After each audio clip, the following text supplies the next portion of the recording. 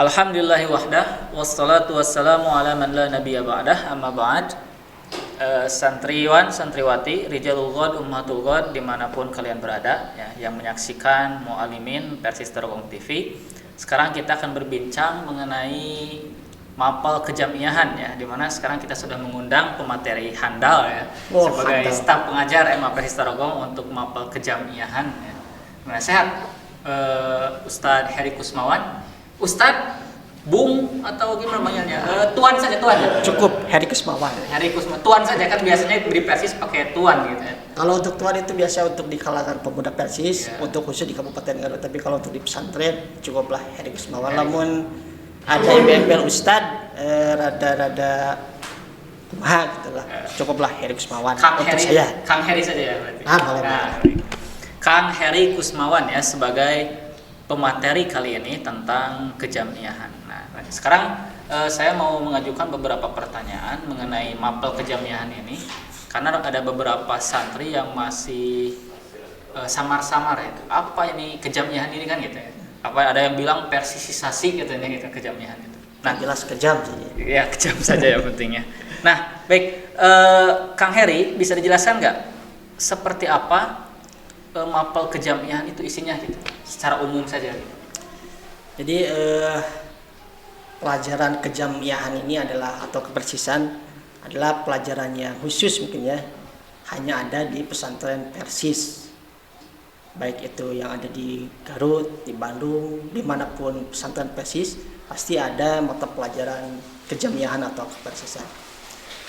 Nah, selain dari kekhasan juga, ini pelajaran kepersisan ini adalah untuk mengenalkan jamiah Persatuan Islam atau organisasi Persatuan Islam, sehingga para santri yang belajar di pesantren Persatuan Islam khususnya di tingkat madrasah aliyah mungkin ya, atau dulu mu'alimin, memahami apa itu Persatuan Islam sehingga nanti santri yang pernah belajar di pesantren Persis ini ketika berkiprah di luar ada ikatan emosional mungkinnya dengan Persatuan Islam. Dan kita tahu bahwa untuk menyiapkan kader pelanjut perjuangan dakwah harus disiapkan secara serius, secara matang dan secara terstruktur. Dibentuklah lembaga pendidikan secara formal. Nah, dulu ketika tahun 1936 Hasan berpikir untuk bagaimana caranya dakwah Persis ini berkembang di masyarakat secara luas, tidak hanya di wilayah Bandung saja, di wilayah Jawa Barat saja, tetapi bisa berkembang di seluruh Indonesia, bahkan di seluruh dunia mungkin. Nah, karena dulu Persis masih sedikit aktivis-aktivis dakwahnya, maka Hasan mendirikanlah pesantren pada tahun 36 itu. Maka dinamakan dengan pesantrennya itu Mu'alimin, karena santri-santri yang belajar di sana khusus disiapkan sebagai pelanjut perjuangan dakwah, disiapkan sebagai dai, disiapkan sebagai mubalik, sehingga santri yang beres lulus dari pesantren Persis dari Mu'alimin itu sudah siap menjadi kader Persatuan Islam untuk mengembangkan dakwah Islam sesuai dengan Al-Quran dan As-Sunnah di tengah-tengah masyarakat. Baik, sebelum jauh ya berbicara terlalu dalam, ini yang dibahas di kejamiahan itu lebih ke persisnya atau edukasi untuk hidup berjamiahnya, berorganisasinya gitu yang ditekankan itu, karena kan kalau yang dibahas itu apakah persisnya saja, apakah tentang persis, nanti ada kesannya persisisasi gitu ya. Tapi kalau edukasinya berjamiah berarti yang penting santri itu bisa berjamiah, berkiprah di masyarakat, baik itu dengan wadah otonom Persis, Muhammadiyah atau yang lainnya gitu. Kalau secara umum ya, jadi kan dipisah-pisah antara materi yang diberikan untuk kelas 1, untuk kelas 2 dan juga untuk kelas 3. Nah, untuk di pesantren ini, di Mu'alimin Persis Tarogong ini, secara umum untuk kelas 1 itu lebih dikasih pengetahuan wawasan mengenai organisasi Persatuan Islam. Dari mulai mungkin bagaimana hidup berjamaah melalui jamiah Persatuan Islam, dikenalkan dalil-dalil dari Al-Quran dan juga As-Sunnahnya, kemudian dikenalkan juga otonom-otonom yang ada di Persatuan Islam itu ada apa saja, kemudian lahirnya Persis itu kapan dan untuk apa Persis ada di Indonesia. Nah, baru nanti di kelas 11, di kelas 2 itu lebih ditekankan terhadap pemahaman atau terhadap ruh berjamiah, dalil-dalil tentang al-jamaah, tentang berjamiah.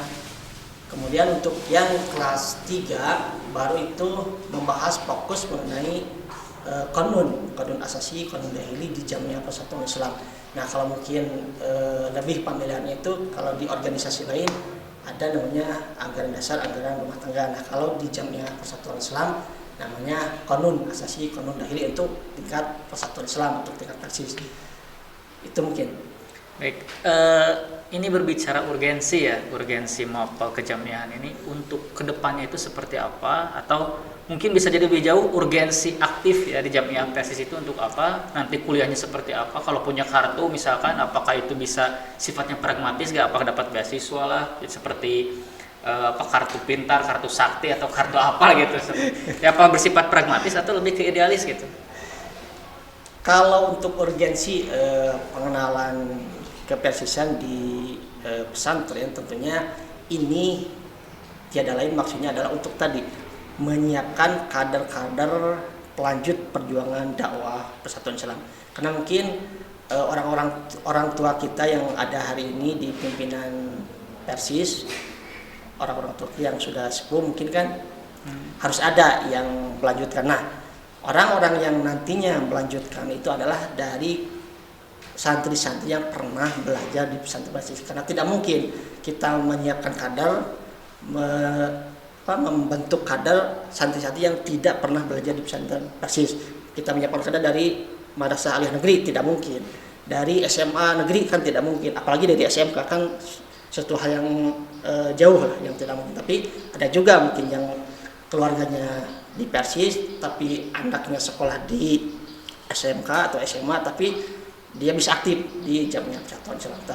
Nah, harapan adanya pelajaran kejamiahan ini adalah untuk memberikan wawasan tentang kepersisan, sehingga nanti jika si santri ini sudah beres, sudah lulus, dia sudah menjadi ada ikatan emosional dan siap mengabdi di Jamiah Persis untuk mendakwahkan Islam sesuai dengan Al-Quran dan As-Sunnah. Dimanapun dia berada, apapun posisi dia nanti, harus mendakwahkan Islam sesuai dengan Al-Quran dan As-Sunnah melalui Jamiah Persatuan Islam. Jadi adanya mapel ya kejamiahan yang saya tangkap ini ya, mungkin sebagai bentuk realisasi tujuan tadi dibentuknya pesantren itu sebagai lumbung kader. Yeah. Jadi bagian dari itu mungkin ya urgensi dari mempelajari kejamiahan di Persatuan Islam secara khusus. Baik, Kang Heri, ini lanjutlah tentang pergerakan Islam ya. Sekarang kita akan berbicara secara global ya tentang pergerakan Islam.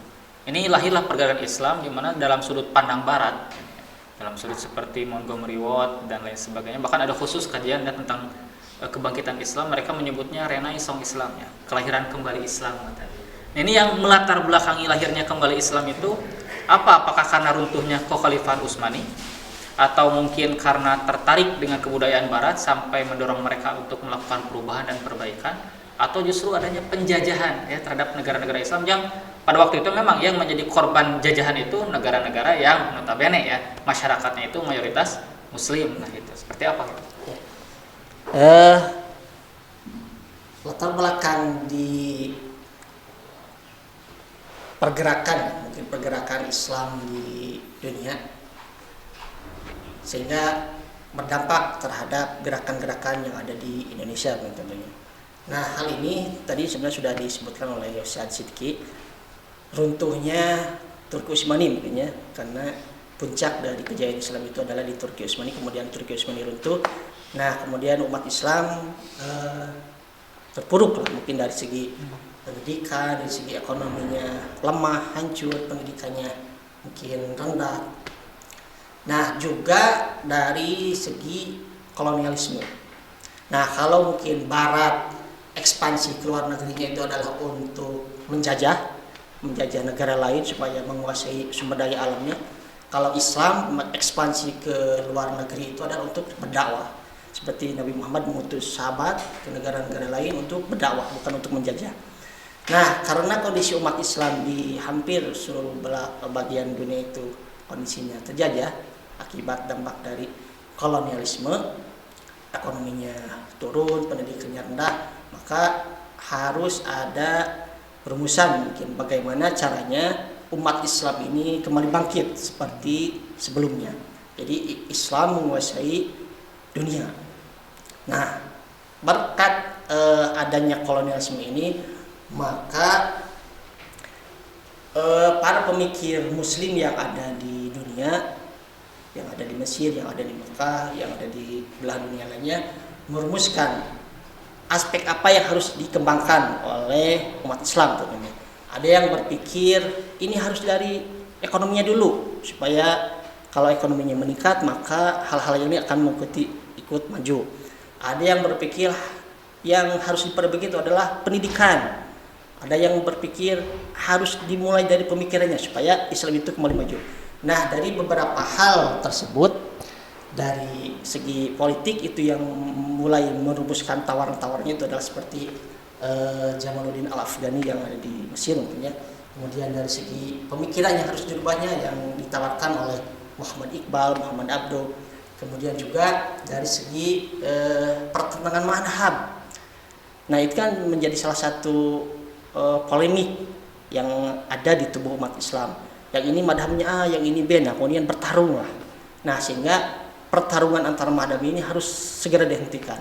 Nah, makanya pertentangan madhab ini harus segera diselesaikan yang dirumuskan oleh Muhammad Rashid Ridho. Ini mungkin rumusan pemikiran-pemikiran yang ada di dunia Islam.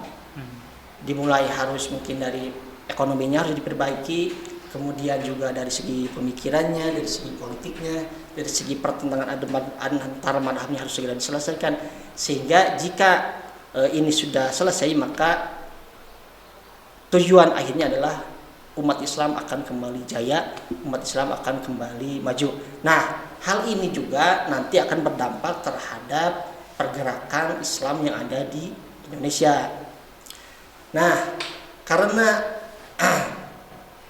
ulama-ulama yang ada di Indonesia ini sebagian mungkin ya pernah belajar di Timur Tengah seperti Ahmad Dahlan, kemudian kalau dari Persis ada Haji Jamjam, pernah belajar, kemudian pernah membaca mungkin tulisan-tulisan dari Muhammad Rashid Ridho, kemudian Muhammad Iqbal. Nah, tawaran-tawaran yang ditawarkan oleh pemikir-pemikir Timur Tengah ini diadopsilah oleh pemikir-pemikir yang ada di Indonesia. Nah, timbullah gerakan Islam di Indonesia. Nah, untuk gerakan Islam yang ada di Indonesia ini secara umum bisa dibagi menjadi dua. Ada yang modernis gerakannya, ada yang juga tradisionalis. Nah, kalau untuk yang gerakan modernis ini inisiasi awalnya adalah oleh Muhammadiyah. Muhammadiyah lahir pada tahun 1912, ingin memperbaiki bidang pendidikan.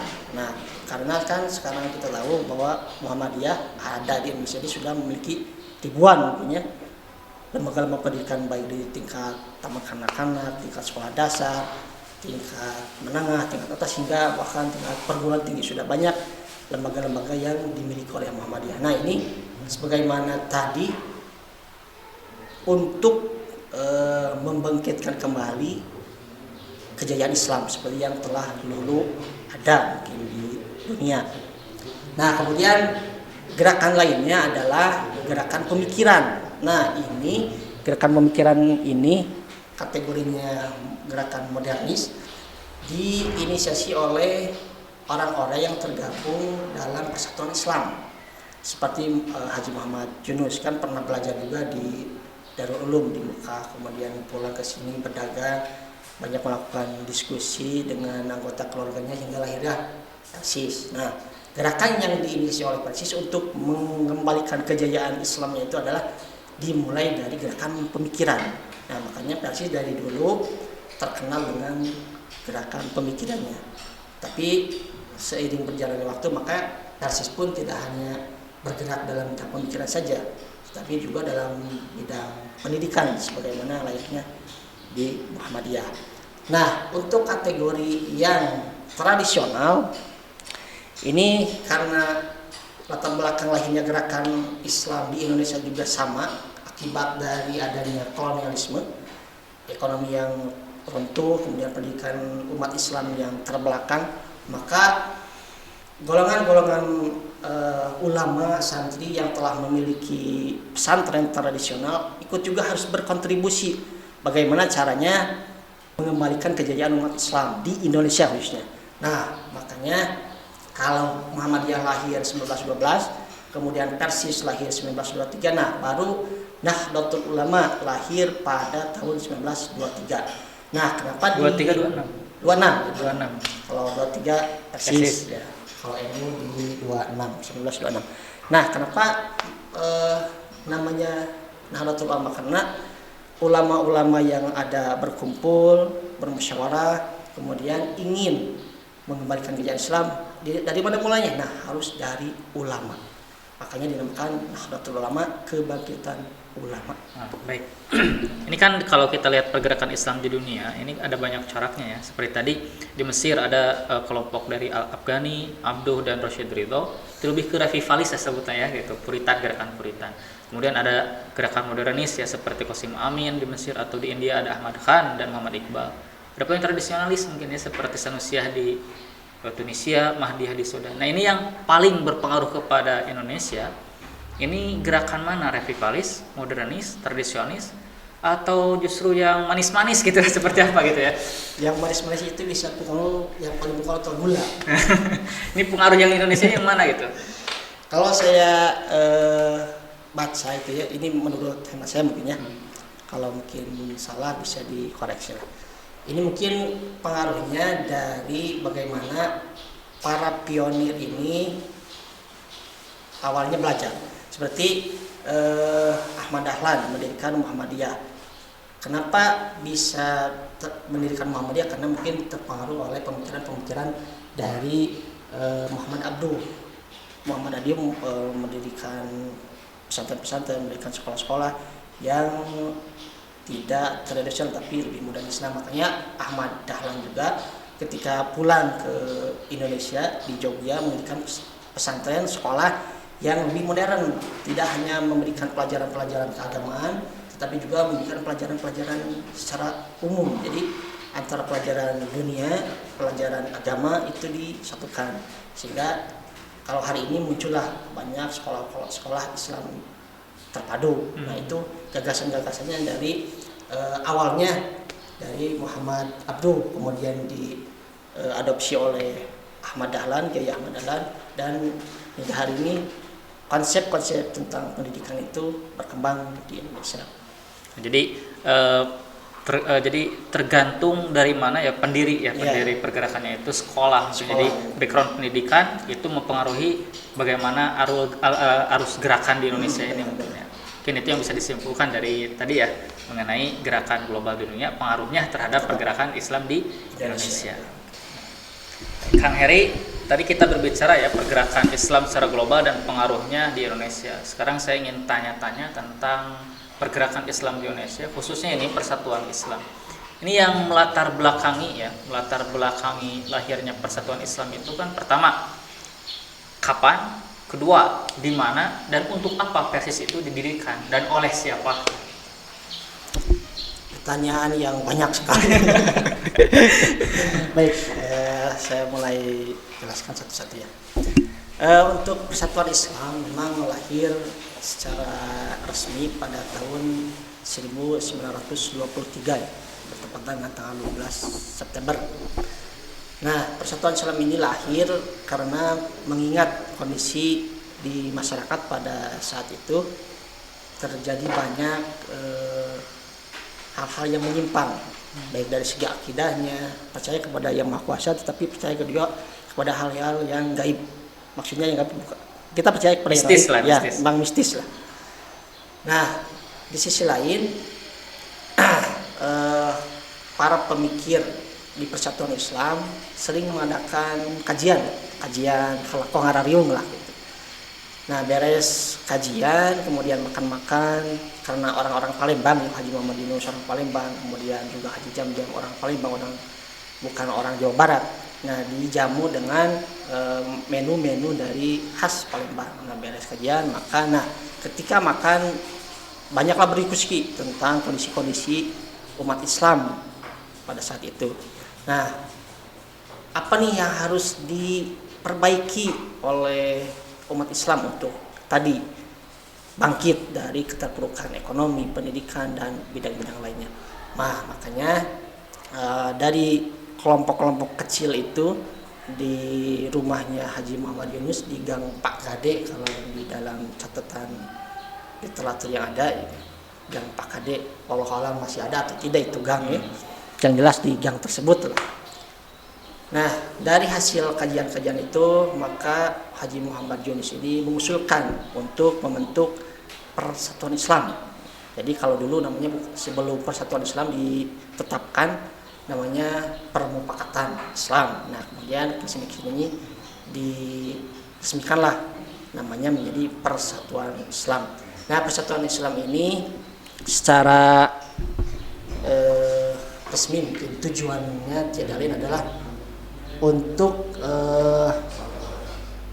sebagai gerakan pembaruan Islam yang semuanya adalah kembali kepada Al-Quran dan Sunnah. Itu mungkin secara umum ya. Jadi apapun masalahnya, kembalikanlah kepada Al-Quran dan Sunnah. Pasti di dalam Al-Quran maupun Sunnah akan ditemukan solusi.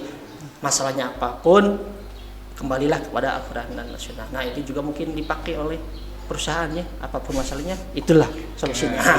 Ini juga di Persis, apapun masalahnya, kembalilah kepada Al-Quran dan Sunnah. Baik. Berarti Persis itu didirikan oleh orang-orang Palembang ya, bukan orang Jawa Barat ya? Oh iya. Ya, berarti orang Palembang, tapi di Bandung, di Gang Pak Kade. Iya, di Bandung. Ya, berasal dari diskusi-diskusi kecil ya gitu ya. Tapi kalau kita lihat tadi yang keterangan dari Kang Heri tadi, bahwa ini terlihat ya dari aspek masyarakat yang percaya pada hal-hal yang mistik gitu kan dan sebagainya. Berarti ini gerakan Persis kalau kita lihat kembali Quran Sunnahnya itu jargonnya lebih ke gerakan Puritan atau revivalis ya, yang pengaruhnya paling besar mungkin dari Muhammad Rashid Ridho kalau seperti itu dari Mesir ya, dengan Al-Manarnya.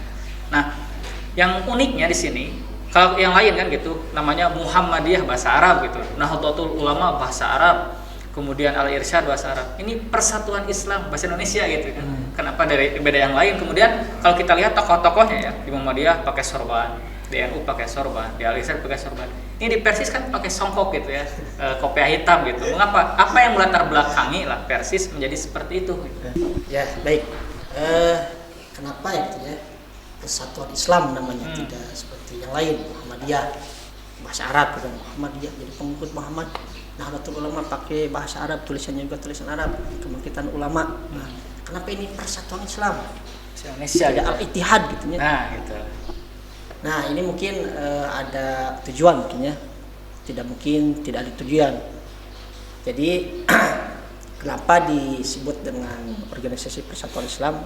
Nah, ini tiada lain adalah untuk menyatukan suara Islam. Jadi ingin satu suara. Jadi dari hal pemikiran Islam, kemudian suaranya suara Islam. Jadi kan ada istilah satu suara, satu usaha, satu apa lagi ya? Persatuan pemikiran Islam, kemudian persatuan rasa Islam, persatuan usaha Islam, kemudian juga persatuan suara Islam. Nah, diharapkan dengan adanya organisasi Persatuan Islam ini, hal-hal yang tadi dari pemikirannya, dari rasanya, dari usahanya itu sama-sama Islam. Nah, jadi Persis ini adalah organisasi Islam yang ada di Indonesia yang paling NKRI. Namanya saja Persatuan Islam, bahasa Indonesia, bahasa NKRI, tidak memakai bahasa Arab. Jadi Persis ini adalah organisasi Islam yang ada di Indonesia paling NKRI. Jadi memang menjadi ciri khas lah gitu ya, bahwa Persatuan Islam itu memang sengaja menggunakan kultur budaya dalam penamaannya. Nah, tapi kalau kita lihat ya, tadi paling NKRI lah misalkan ya, kita lihat simbolnya atau lambang Persis sendiri, mengapa hijau ya, nggak merah putih kalau memang NKRI gitu maksudnya, atau nggak Blackpink misalkan seperti apa gitu? Apa makna hijau itu gitu? Kalau dari segi logo, begini logo, memang ciri khas Persis itu adalah hijau ya, hijau tambah dengan strip-strip kuning. Tapi kalau logo asli dari Persisnya itu adalah logonya kuning, kuning ya. Dan kalau diteliti telah satu-satu, ini ada beberapa hal yang masuk dalam logo itu.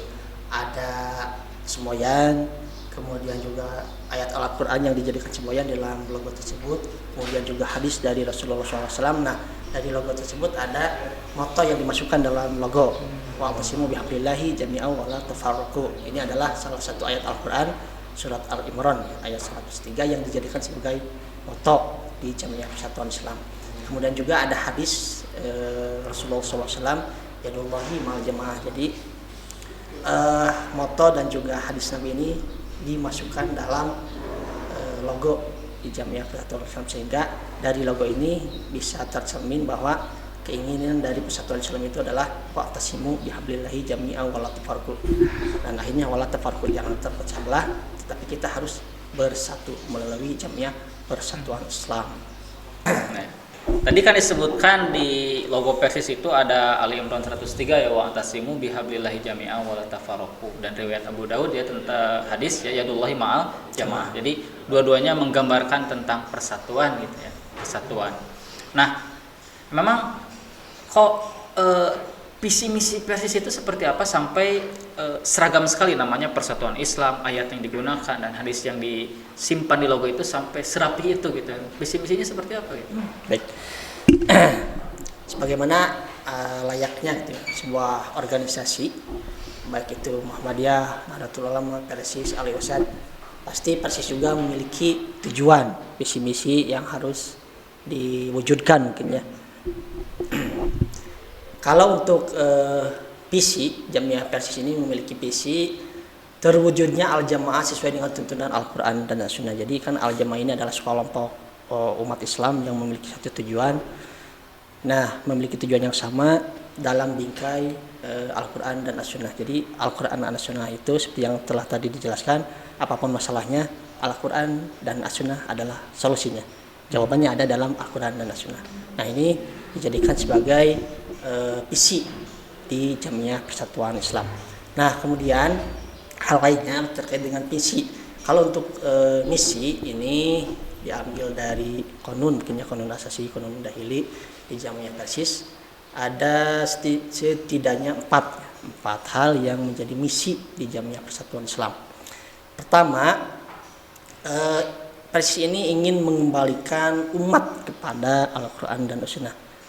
Karena mungkin dulu ya, ketika Persis lahir, banyak umat Islam yang sudah melenceng dari Al-Quran dan juga As-Sunnah, sehingga tujuan utama adanya Persis, misinya adalah mengembalikan kembali umat supaya masuk ke dalam rel Al-Quran dan juga relnya As-Sunnah Rasulullah.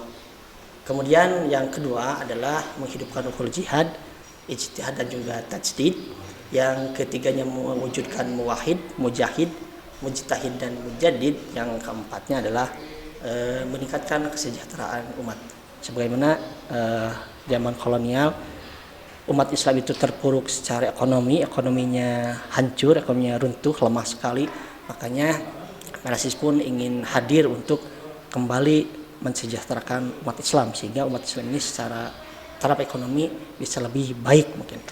Nah, kalau untuk tujuan Jamiah Persatuan Islam ini adalah terlaksananya syariat Islam berlandaskan Al-Quran dan As-Sunnah secara kafah dalam segala aspek kehidupan.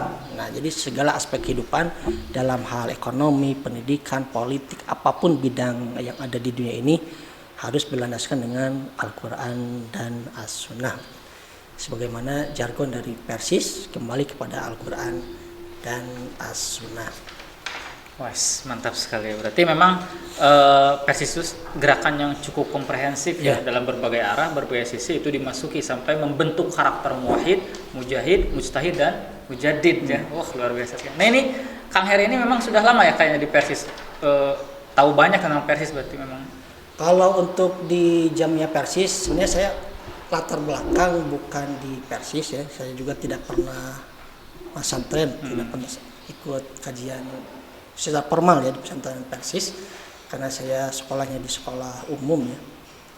Tapi saya mulai aktif di Jamia Persis ini mulai dari tahun 2009. 2009, Ya, 11 tahun berarti ya? Mungkin 11 tahun lah pernah di Jamia Persis. Mulai ikut kegiatan-kegiatan yang ada di pemuda Persatuan Islam di tingkat pimpinan daerah. Anak ketika saya kuliah, kemudian aktif di pimpinan daerah, ya banyak mengikuti kajian-kajian yang ada di Persis, di pemuda, sehingga saya tertarik lah dengan Persis. Oh, ternyata ada juga nih gerakan-gerakan Islam yang seperti ini, seperti Persis. Kalau bahasa Sunda kaharti, kaharti secara nalar, secara pemikiran, karena mungkin lahirnya Persis itu dulu adalah untuk memperbaiki pemikiran umat Islamnya, karena kajian-kajian yang diselenggarakan oleh Persis itu kaharti ku nalar. Nah, sehingga saya tertarik untuk bergabung di Jamia Persatuan Islam, ikut di pemuda secara struktur ya, masuk di struktur Jamia Persatuan Islam di tingkat pemuda dari tahun 2009 hingga sekarang tahun 2020, dan saya hari ini mungkin masih diamanahi sebagai sekretaris di pimpinan daerah pemuda hingga mungkin tahun 2022. Ya, mudah-mudahan bisa baiklah mengemban amanah ini, karena memang berat amanah sebagai orang-orang yang masuk struktur di Jamia Persatuan Islam. Oke, berarti memang Kang Heri ini sudah masuk sebagai aktivis dan pejuang pemuda Persis ya. Memang di Persisnya memang sudah agak lama, 11 tahun ya, sampai alhamdulillah ya mendapatkan berkah ya dinikahkan dengan salah satu anak tokoh Persis Garut mungkin ya. Ya mungkin itu ya, kita berbincang-bincang mengenai mapel kejamiahan, kita sudah membahas mengenai hakikat ya, mapelnya, fungsinya apa, urgensinya apa, kemudian pergerakan di dunia, pengaruhnya Indonesia sampai ke persatuan Islam ya, hanya cukup secara global tapi ya ini ya. Dan mudah-mudahan apa yang disampaikan memberikan kejelasan kepada santriwan, santriwati di Jalul God, Ummatul God dimanapun berada, dan semangat ya, muncul kembali semangat untuk berjamiah khususnya di persatuan Islam, dan semoga karakter yang dibangun ya oleh pesantren persatuan Islam itu memunculkan kadar muwahhid, mujahid, mustahid, dan mujadid. Amin. Ini ada satu hal lagi yang harus disampaikan mungkinnya kepada seluruh santri pesantren Persis Tarogong kelas 1, kelas 2, baik kelas 3. Sebagaimana tadi yang telah dijelaskan, tujuan Jamia Persatuan Islam adalah untuk melaksanakan syariat Islam secara kapal dalam seluruh aspek kehidupan. Nah, aspek kehidupan ini kan mencakup ibadah, mencakup muamalah, mencakup juga akidah. Nah, Persis ini memiliki jargon ya. Jargonnya adalah pertama ini menyelamatkan akidah umat dan menyelamatkan umat dalam berakidah. Jadi akidahnya itu harus diselamatkan umat itu. Yang kedua, menyelamatkan ibadah umat dan menyelamatkan umat dalam beribadah. Yang ketiga, menyelamatkan muamalah umat dan menyelamatkan umat dalam bermuamalah. Nah, itu mungkin yang harus diperhatikan oleh aktivis di Jamia Persatuan Islam, dan juga saya pesan kepada seluruh santri yang hari ini belajar di pesantren Persis Tarogong untuk menjadi kadar-kadar pelanjut perjuangan dakwah Islam, mengamalkan Islam sesuai dengan Al-Quran dan As-Sunnah melalui Jamia Persatuan Islam. Mungkin itu yang bisa disampaikan Ustaz sedikit. Ya, baik. Itulah mungkin closing statement ya dari materi hari ini, dan mungkin harus didengarkan ya oleh seluruh santri dimanapun kalian berada, khususnya santri Persatuan Islam, sebagaimana dinyatakan oleh tokoh Persis sendiri ya gitu. Kita itu hidup berjamiah untuk menghidupkan Islam ya, bukan menggunakan Islam untuk menghidupkan jamiah. Ya, benar. Mudah-mudahan apa yang disampaikan kali ini memang dimengerti secara baik oleh seluruh santri ya. Aqulu qouli hadza wa astaghfirullah li wa lakum. Wassalamu alaikum warahmatullahi wabarakatuh.